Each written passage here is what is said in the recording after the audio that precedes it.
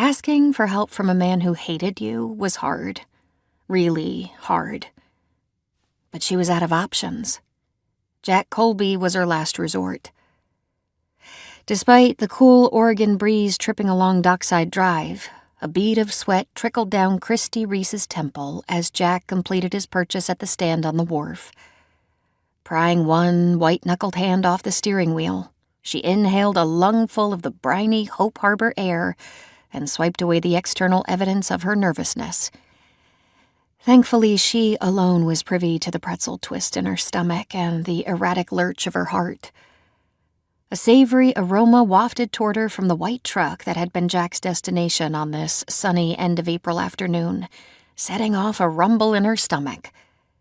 But eating was low priority, even if her last meal hours ago had consisted of a stale bagel and gas station coffee. The man she'd driven 30-plus hours to see lingered to exchange a few words with the cook, who adjusted the baseball cap over his long gray ponytail as the two shared a laugh. Still smiling, Jack lifted a hand in farewell, picked up the brown bag containing his order, and strolled her direction. Unless time had softened his heart, however, he wouldn't be smiling for long. Pulse pounding, Christi fumbled with the handle on the older model Nissan that had carried her more than 2,000 miles, pushed the door open, swung her shaky legs to the pavement, praying they wouldn't fold. Jack gave her a casual glance as she slid from behind the wheel and stood, the kind you bestowed on a stranger who happened to catch your momentary attention. No hint of recognition flickered in his eyes. A twinge of disappointment nipped at her, but that was foolish. 11 years had passed. Her once long hair had been cropped to shoulder length, and she didn't lighten the dark blonde hue anymore.